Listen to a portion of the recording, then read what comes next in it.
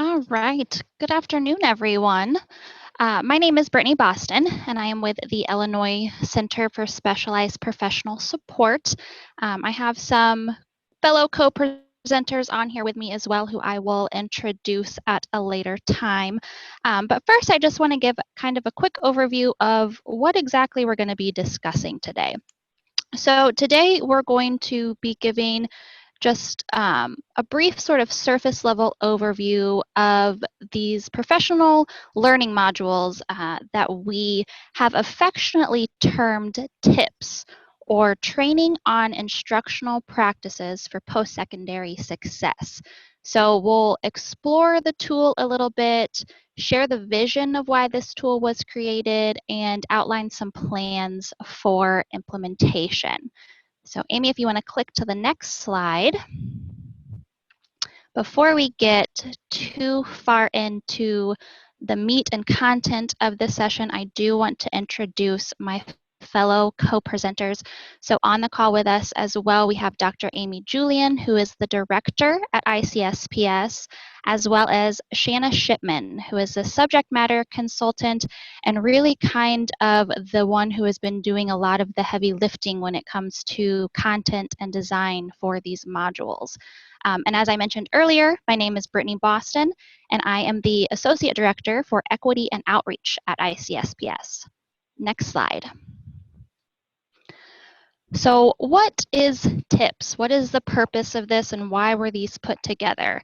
So the obvious reason for that is ICCB asked us to create these, but in reality, Perkins V continues to put an emphasis on the importance of professional development and professional learning, and the crucial impact that it has on program quality, as well as, really calling for institutions to provide additional support, for those individuals who are exiting the private sector and entering into the classroom, and some of them possibly entering into the classroom for the very first time. So these training modules were kind of our response to that. ICSPS and ICCB, put our thinking hats on and put our heads together, and TIPS is what we formed. So these modules are really designed to enhance the pedagogical skills of career and technical education instructors.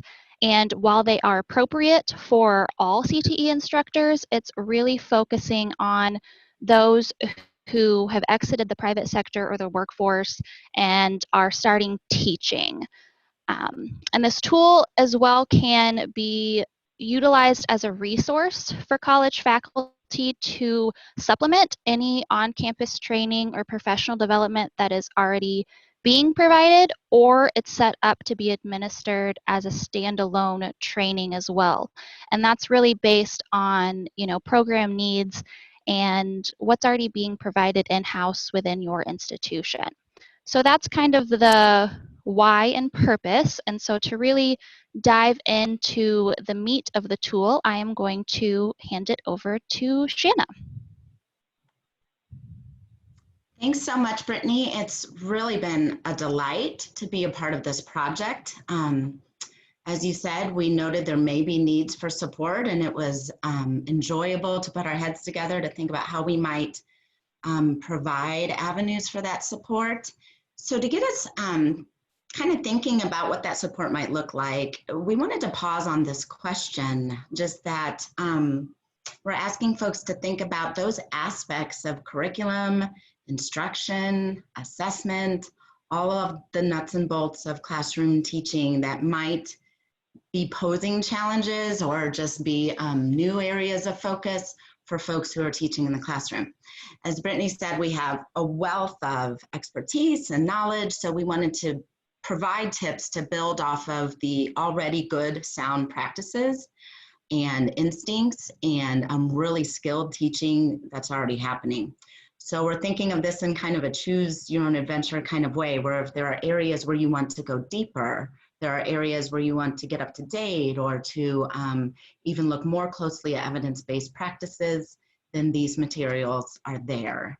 So I don't mind throwing this question out to our audience today and asking you, where do you see areas for support? What are folks saying as far as how they can best be supported in the classroom? What kind of PD, so to speak, are they asking for? So Brittany, if you see responses popping in, go ahead and let us know. Because, Yeah. and I asked for a couple reasons. One is to inform our conversation today. And the other reason is because we're continually tweaking and enhancing the product, and there'll even be opportunity to submit commentary. So anything that we learn during this hour together today will be used to enhance our final modules. Do you see any ideas popping in as of yet? I am not seeing any at the moment. Well, I would just extend an open invite as we're speaking today. If something comes to mind, something you'd like to see included, something that is sparked from the conversation that you would like to ask a question about, this is where we pause and really give an open invite to use that chat box, because we'd love this to be conversational, and we'd love to hear what kind of support you would like to see. So let's go ahead and dive in, if we can advance a little bit more about the content of the modules. And again, as Brittany said, this overview is a million miles up. Certainly the product itself goes into way more detail, but let's just talk about what the focus of each module is. There are 5 modules. The first is really an introduction. So it lays the groundwork for how to use the modules, where you can access all the different resources, how to get started, and tips for success in using tips, really. But then the next 4 modules are content-based, and they're divided into these categories of conditions for learning, curriculum, instruction, and assessment. And probably the most important phrase on this screen is evidence-based practice. So there was a huge effort to go deep into the most recent research in these content areas to make sure that the practices, those practical real-life practices that we're promoting, are proven effective and evidence-based. So digging into each of these categories just a little bit, and then we'll leave time during question and answer to answer more specific questions. I will mention that we were very intentional about beginning with a real hard look at the learning environment. This first content-based module is really about assessing that learning environment, looking for potential barriers to learning, really starting with a very thoughtful consideration of our students and how their needs vary, their strengths vary, and really the diversity that we see in our classrooms. So this particular module goes into topics such as social and emotional learning in our courses, cultural humility as instructors, looking at really the diversity in our learners in countless different ways and what that might mean for learning. So we started there intentionally. Just let's think about our students first. Before we even begin to talk about curriculum design, our module on curriculum is very heavily emphasizing the work of CAST with the Universal Design for Learning framework. So whether or not you are familiar at this point with this framework, this is an opportunity to dive deeper.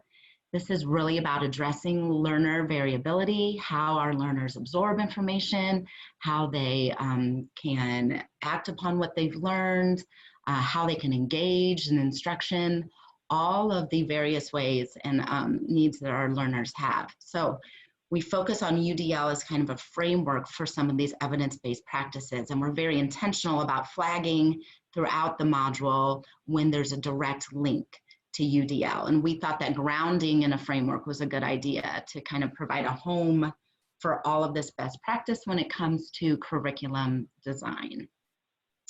Next, we move into instruction and instructional practices meant to engage, meant to elevate learning, and really focus on 2 different areas. We want instruction that is rigorous, appropriately so, so looking at how to really encourage collaborative learning, higher order thinking, real life application, all of the things that are going to bring meaning to our coursework as our learners are then ready to apply it in their professions in the real world. So we focus on rigor, and then that other piece that we're alluding to is relevance. You know, how to really incorporate some inquiry and project and problem-based instruction to really make our coursework as true to life as we possibly can and relevant to learners' needs. Last, we focus on this idea of assessment, being purposeful in assessment, using assessment in a formative way to inform what we're teaching and how we're targeting that instruction to really meet the learning needs of students, interim assessment, the role of summative assessment, making sure that our assessment system is balanced and using every form of assessment purposefully and intentionally so that we can provide feedback to learners that moves them in their learning progression in a really specific, targeted way. So there's the general overview.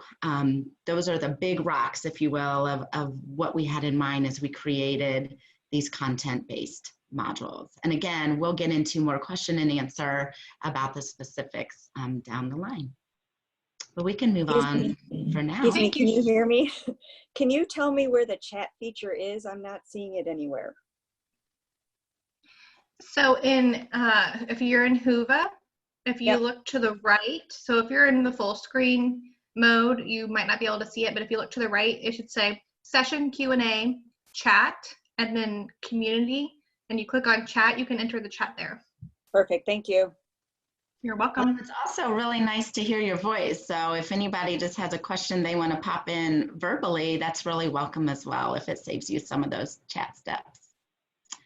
Brittany, let me know if we have anything popping in to address in the chat. Otherwise, we'll keep moving. But please don't be afraid to interject if you have questions, especially as we just really downloaded quite a bit of thought around what the curriculum itself entails. So ways to engage with the TIPS modules. I used the phrase choose your own adventure earlier just because it was really an emphasis of ours, an intention of ours, to make sure these tools were accessible and usable for real life, extremely busy people who might not be able to sit and spend a huge amount of time at a time digging into this content, but might be able to visit it in an a la carte fashion or just bite off chunks that are manageable at a time and then revisit later. So you can do that individually, absolutely. Everything you would need to engage with these modules will be there as far as the recordings, the activities, a facilitator's guide that even if you are engaging individually is helpful to have in the background, including scripting to the video and how the modules are intended to move along. So tackling this content as an individual is definitely an option. Collaboratively with peers might be even better. I don't know about you, but I always need an accountability group when I take on a new endeavor or new learning. Otherwise, it can fall to the wayside. So if there is kind of an organic collecting of people who engage with this material together and set a way to touch base with each other, that's fantastic.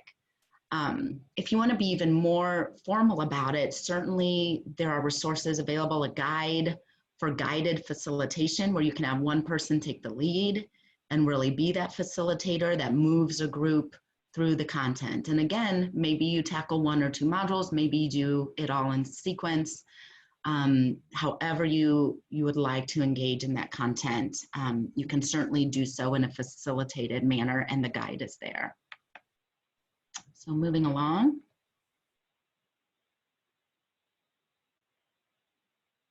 I also just wanted to mention one more effort. This word practical is so important to us as we put this together. We really just wanted things to apply in the classroom that can enhance and elevate the learning that's already happening.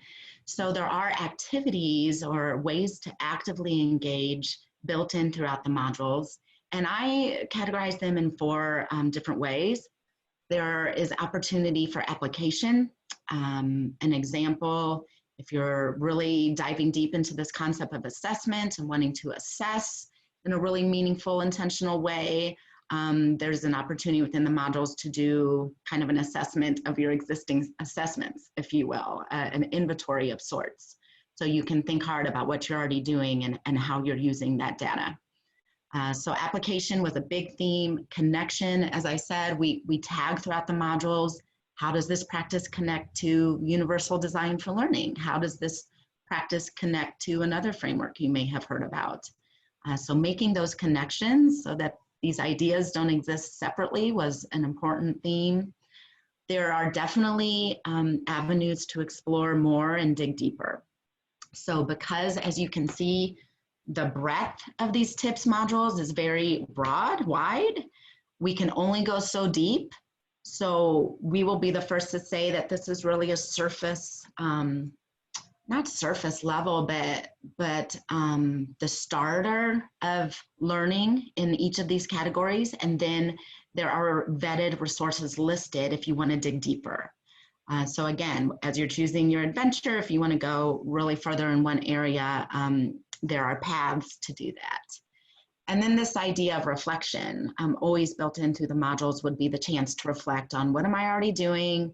What would I like to do differently? How can I apply what I just learned so that this learning doesn't just evaporate into air, so that it really congeals into something practical and helpful. So next slide, please. And then just revisiting the goal. Everything that was created with this goal in mind of creating access and equity for well-prepared learners, just helping our talented and skilled instructors to take things to the next level, to make sure no learners fall through the cracks, to make sure that we are really using the most up-to-date evidence-based practices. So much of that is already happening, so this is a way to firm up that knowledge and see if there's anything new to add. So Amy, you might want to expand on this. I know this concept is super important to you and your role in this, or you can keep us moving along to talk about implementation. No, thank you, Shanna. I do want to just expand a little bit. Again, access and equity for well-prepared learners is really important, and we want to meet each of the individuals who access this platform where they are, who access this curriculum where they are. So as we've said this morning, I think we're in afternoon now, sorry. As we've said, it can be used as a supplemental curriculum. It can be used as a standalone curriculum. It can be embedded in your current, whatever you require for your adjunct faculty or for your full-time faculty. It is really designed to be used as well as you want to use it, or however you want to use it. And it will be online based and with support systems, and we'll be doing professional development as we move into the fall. So that's what I'm going to talk about now a little bit. So the TIPS module rollout phase, we're in the development phase. We will be moving into the pilot opportunity phase in October. So through these next few months, we're going to be asking colleges to engage with us and to be our guinea pigs, our pilot test for this. And then what we will be doing is going through a comment period, doing some additional professional development into the spring, and then moving into a full rollout by mid to late spring, early summer of next year. The TIPS modules, again, will be an online-based platform that will allow you to go on and move through. It is a seamless movement, so it does record who the attendee is or the student is. And again, it's designed for our community college faculty and adjunct faculty and anyone who's engaging with students around just pedagogical understanding. So now that you've heard all that, and I know we've thrown a lot at you in the first few minutes here, how might your instructors use this training for instruction for post-secondary? How do you see this being used? Can we throw some things in the chat there? And Whitney and Brittany, if you can tell me what's coming up in the chat, if there are any questions, comments, anyone volunteering to be part of our pilots already? So Barbara, oh, go ahead, Brittany. No, go ahead, Whitney. I was just going to say, Barbara mentioned in the chat that she thinks this is great, and that they have been developing something similar, or they had a plan to develop something similar, but they're excited they don't have to recreate the wheel. So thank you for bringing that to our attention, Barbara. I know that several colleges already have something like this, and we are really creating this as a foundation for those who don't, and to provide that additional support. So thank you for telling us that. And again, colleges who do already have a curriculum, an onboarding curriculum that covers these topics of pedagogical understanding and universal design, this can just be a supplemental material as well. So you can use it however it fits best within your institution. Yes, and Barbara also stated that Kishwaukee College pilot exclamation point, so she would be happy to be a part of the pilot. We did have a question come through from Jennifer asking, are we able to show them how it is set up, preview how it looks?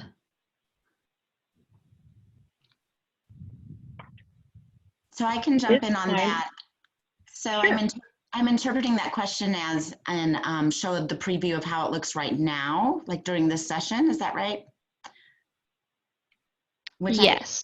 Which I don't think we're quite there to do. I think that's why there really will be some intentional opportunities for that created down the line when all the technology is up and running. So Amy, you can jump in, but I think the plan is to give folks an opportunity to do that kind of preview where you're really driving through the system. Yes, Shanna, you're absolutely correct. So today was more of an introduction, let you know it's coming, let you know about it, because this is the first time we really talked about it publicly. We will be rolling out through the next couple months, not only webinars on what we're doing and what it looks like and how to access the platform, but also seeking colleges to be our pilots so they can provide comment and feedback, and we can modify, arrange, or develop the platform or this curriculum as needed. If there's something that we missed, we've been very diligent. We've looked at a lot of other research. We've looked at what other things are out there and trying to bring you the best evidence-based practices we can. But at the same time, we could have missed something. So we want your input. We want your investment in this structure as well. And Patty says that she could see this, some of the modules being pulled into their faculty seminar. So adjunct faculty also have ongoing professional development that could also pull information from this. Great. Excellent. And I know Shanna talked about this a little bit, and Shanna, please jump in with me, but there will be like tests for understanding, there will be curriculum, there will be videos to support that, and they will all be modularized. So you can, for example, do an introduction section and then take a pause and come back to something mid-fall or come back to something later in a couple months and be able to log into the system and monitor your progress as an individual. So it really is an LMS around faculty pedagogy for the post-secondary system. That's the platform we're using as an LMS.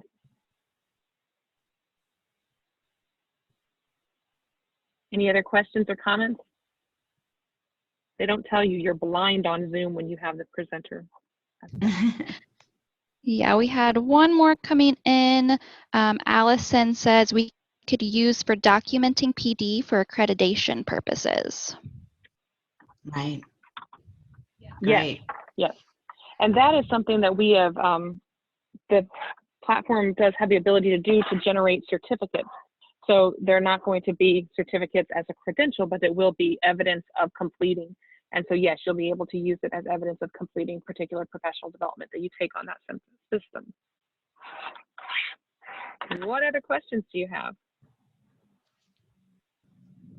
And while those are rolling in, Amy, I just am going to chime in and again just give one more plug for that comment period. And for folks really not holding back, if you think of ideas that can enhance this, this is a collaborative effort. And if you think of things in your own experience and your own practical success areas that you'd like to see included as practical tips, please feel free to share that during that commentary period. We'd love that.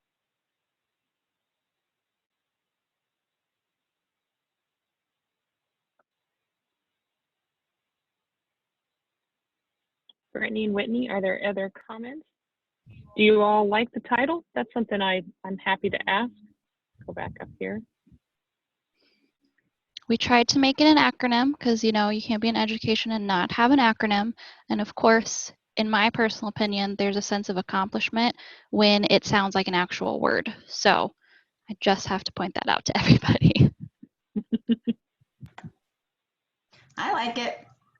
And I think also it just emphasizes this idea that we know that there's really phenomenal teaching going on everywhere. So if we can just have more tips to strengthen and more tools in our toolbox, that's really the theme of this project. And Shanna, that's a really good point that I do want to be sure we emphasize. This is not going to be like a baccalaureate class on pedagogy, intro to teaching.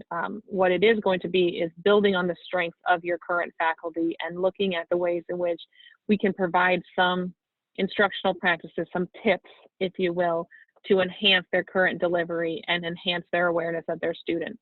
This morning, Dr. Wood spoke a lot about how to just be mindful of how we communicate with our students, and we'll be talking about that throughout the curriculum as well, how we can be sure that we are ensuring equitable understanding as we move into communicating with our students, engaging with our students, and providing stellar education for our students. So again, this is not something to say that anyone out in our system is doing anything incorrect. They're all doing great things, but these are going to be some tips, some training on instructional practices for post-secondary success that will really enhance the current curriculum and provide a nice foundation. And again, there is a focus on that equity lens. There's a focus on universal design. There's a focus to assist our faculty in better reaching our students and communicating with our underrepresented students and programs.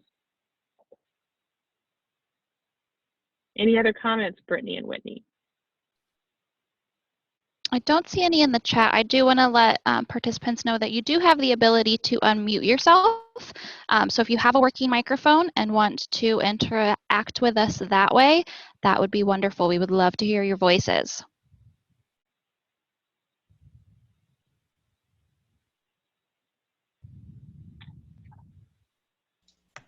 So as we kind of wrap up, and what's funny is when we went to record this, we were over an hour. So we said, we're going to do it live because we're going to have so much engagement. So everybody engage. If you have questions or would like to engage in the pilot, this is my phone number and email.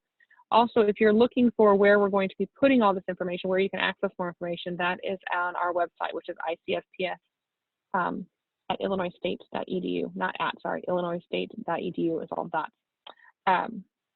So let me know if there's any other questions there, and if not, we can wrap up. Or Amy, we do have one Yes. question. Have you considered that Department of Corrections also has adult learners and we have to follow ICCB practices, that there is nothing online that they can use with students? so to be So I used think just with providing students or to be clarity that used- this is for, yeah, I think provide clarity on who the audience is for this, maybe a little more. And then he also made a comment that no one ever gives other options to educating without technology. I mean, obviously that is an issue, although I think, yeah. So if you want to just provide clarity to the let's address audience. both those. So Shanna, I want you to talk about the guidebook that's going to accompany this when we talk about education without technology. But I do want to just specify the audience for this is post-secondary instructors. This is not designed to assist students. This is not to be, I mean, if you want to share it with students, that's interesting. But that's not our intended audience. Our intended audience are those individuals who are currently either adjunct or full-time faculty in the community college system who could use or might invite some enhancements to their current curriculum delivery. And so what we're really looking at is pedagogical support for ICCB system faculty. But with that, I do invite Shanna to speak a little bit about the resources that we're developing that will accompany the online distribution, because it's not, to this gentleman's point, and I don't remember his name, and I apologize, it's not just going to be a standalone virtual, hey, you walk through. So Shanna, would you like to speak a little bit more to those additional resources that we're putting together? Sure, and I really appreciate this question because just as within the modules, when we talk about curriculum design and delivery, we want to address the various ways that people like to and best absorb information and engage with new information. We wanted to make sure that these modules modeled that same practice. So there was an intention, and it's come to fruition in the form of printable written documents that contain all the information in the modules. So basically, if you are someone who wants to be sitting, you know, down at your lake house and enjoying the outdoors with a pen and paper in hand, because that's how I would best like to do it. Not that I have a lake house, but if you are screen fatigued is what I'm trying to say, or if you would like to engage in the materials in a paper and pen kind of way, that is absolutely possible, because you can print out the PowerPoint slides, you can print out the written activities and engagement activities, you can print out the list of further resources, you can print out the facilitator's guide that gives the background of how everything is supposed to move together. So if you are envisioning lots of hours at the screen and would like to avoid that, we've thought of that, and we'll make sure that things are printable as well. Is that addressing that point?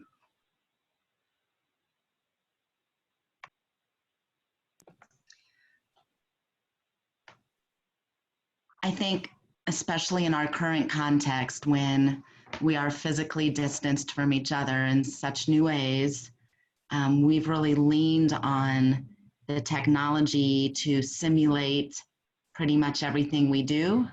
So that kind of fatigue is something I can really relate to. Thank you, Shanna. I think that's a helpful comment to make. We had another question about the estimated length of time to complete the modules, and if there are multiple completion points within the whole curriculum. Yeah, so we used the word chunking when we were discussing this. We wanted to make sure that the modules were designed in chunks that were manageable for folks. So say half-hour to 45-minute interaction periods would lead to accomplishing a section. That was intentional. And then as far as the modules, that's really a hard question to answer, because it depends on how you engage. If you wanted to just read through a module and overview the material, you could do that in a chunk of a half, 2 or 3 hours spread out. If you really dig deeper or engage collaboratively, you're going to be able to spread that over whatever amount of time you wish. If you want to go deeper and dig into like the top 10 resources for each content area that will be included, you could literally do a deep dive study on, say, assessment that could last you throughout this, a few months or the year. So that's a hard question to answer, but to your point, it was intentionally designed so that if you could just sit down for, an hour or less, you would be able to reach one of those touch points where you've completed a section and you'd start in the next section next time. Does that help?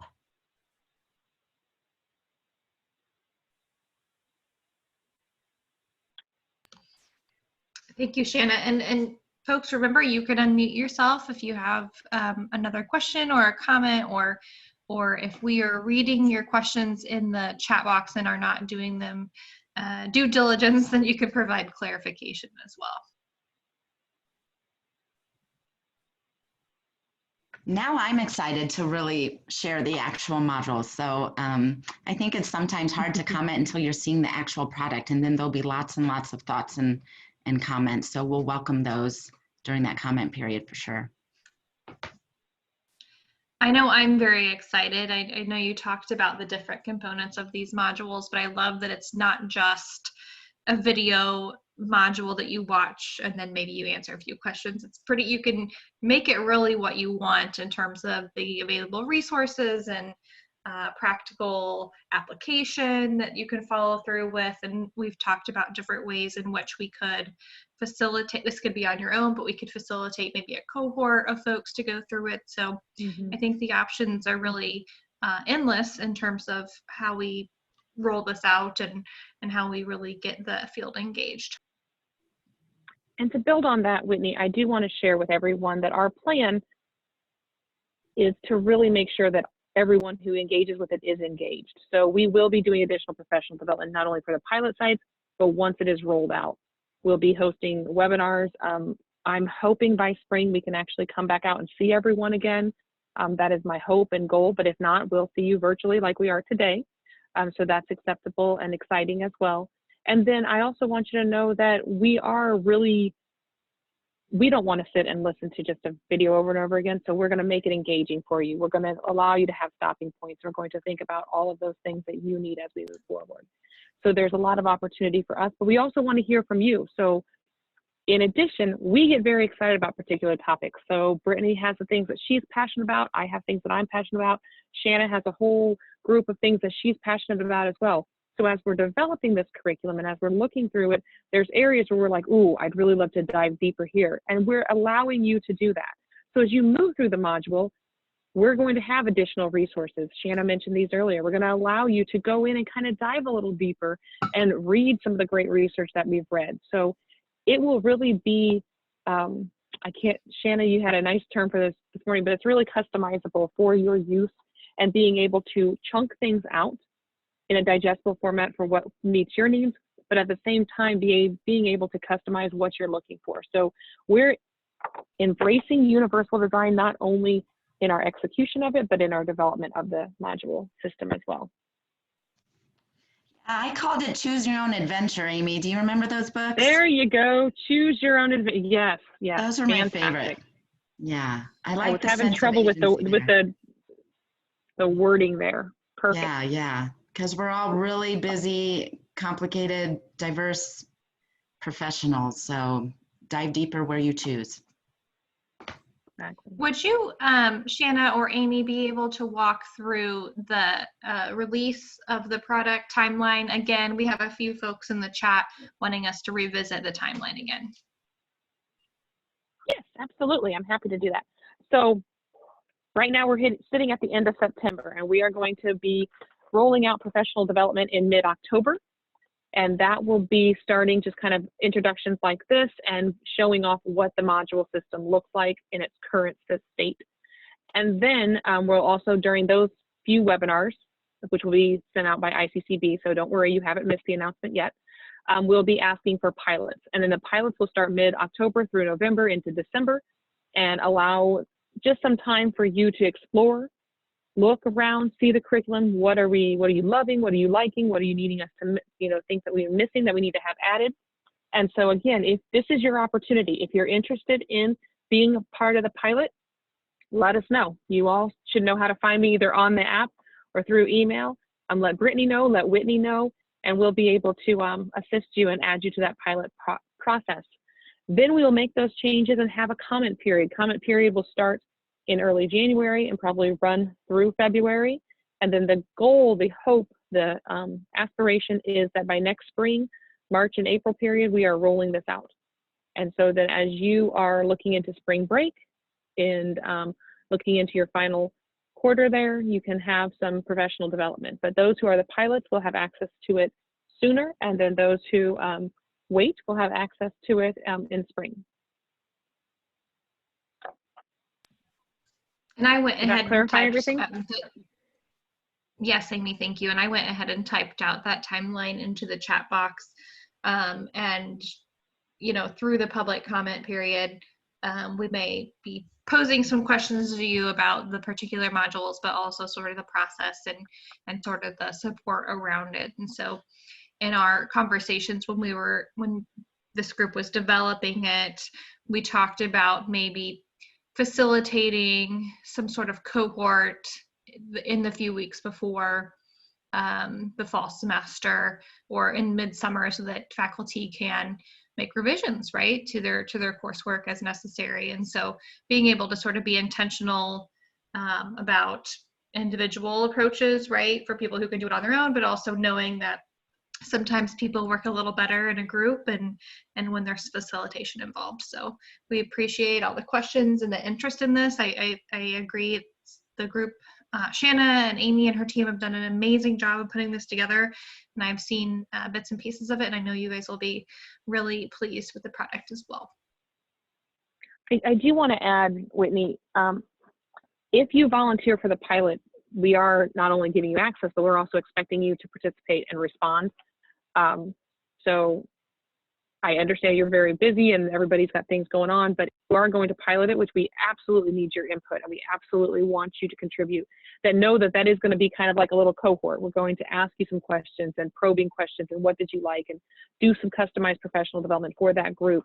So that allows you to have, actually allows us to have your input and really get your authentic input, so then we can make modifications as we need to then move into that comment period. So I cannot be more excited to show this to all of you, and I cannot be more excited to have you as pilots, but do know that it is going to be more than just looking through it and saying like it, love it, hate it. It's going to be some contributing to our success, which will then lead to your success.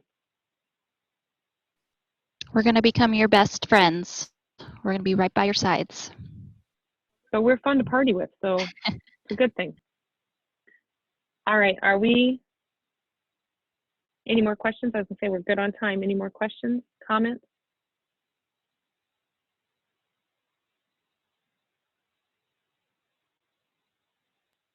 I don't currently see any more coming through. So I'm going to let Whitney kind of do our closing, and then I do want to open it up. If anybody has any questions with this, you have some of the planners from the forum on here. If you have questions, or if there's anything that you need help with this virtual forum, or if you're going to want to tell us how much you're liking, loving, or just enjoying it, let us know. But Whitney, I'll hand the floor back over to you.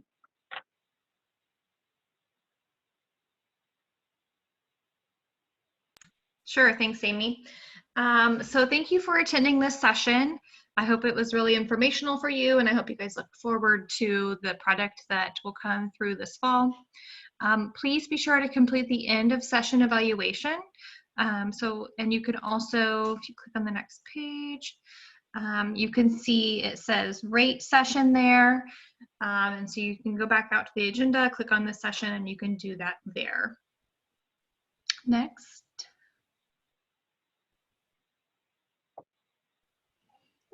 So we are using a lot of social media this year because we are in the virtual environment, and so please follow us for updates.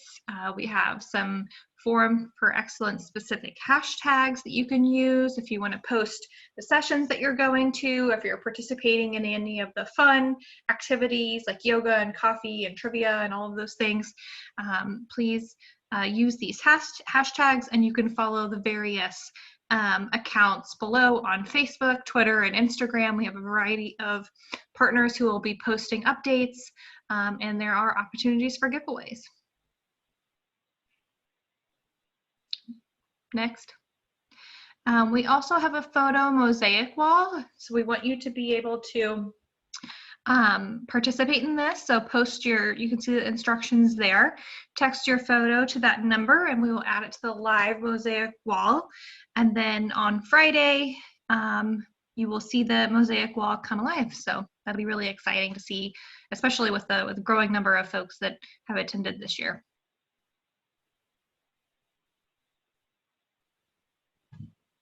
All right, and finally, I just want to thank all of our sponsors. Without these sponsors, we would not be able to pull off this very engaging virtual Forum for Excellence. And you can see all of the sponsors here. They are hosting the variety of morning virtual networking sessions and some of the fun activities afterwards. So we thank the sponsors.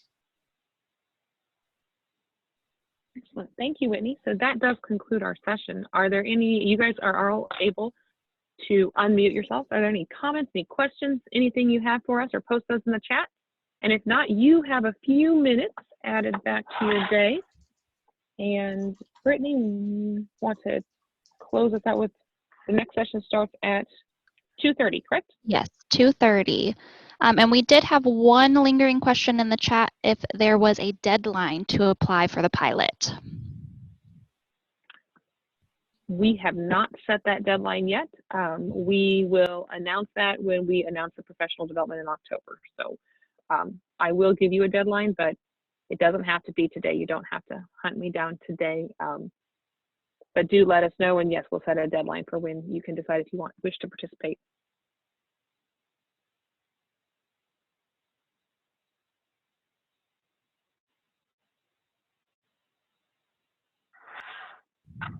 All right, thank you all so much. And yeah, hop back on here at 2:30 for our next breakout session. Thank you. Thank you all. Thanks, everybody.